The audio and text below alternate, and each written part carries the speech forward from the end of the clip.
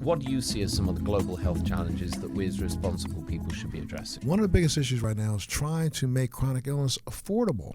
And one of the things that people have not noticed is that, countries like Israel made cannabis a geriatric drug. If you turn age 70, you can walk into one of 5 different hospitals down there, show them your ID card, and they will give you your first prescription of cannabis. And what have they seen happen when they do that? The second they give a 70-year-old or older cannabis, they start to reduce the number of other drugs that they need. Yeah. So what we should be doing, I think, the biggest issue right now, there's a couple of when it comes to healthcare. One, expectation. In the United States, we are still spending about 66% of every dollar spent on healthcare is spent for people who are in their last 2 to 3 months of life. We're spending 66% of our healthcare dollars on people who are 80 and older.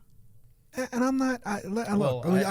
My mother just passed away, and I know your mother's been in poor health. My mom passed away. She had already had a lobe removed. And lung cancer had come back in another lobe. She had cancer in her throat. She also had, she died of really heart failure, congestive heart failure. She had a pacemaker that had been there for 12 years. She was 85 years old when she passed away. Now, about 3 months before she passed, she went to the doctors, and the doctors sat down with her and my dad in a room and said, well, I think if we do this operation and that operation and this, that, and another, we can probably, get some success out of this and extend your life. She said, well, extend my life how long? Maybe 3-4 months. And she looked at my father and looked at that doctor and said, I'm done. Stop it.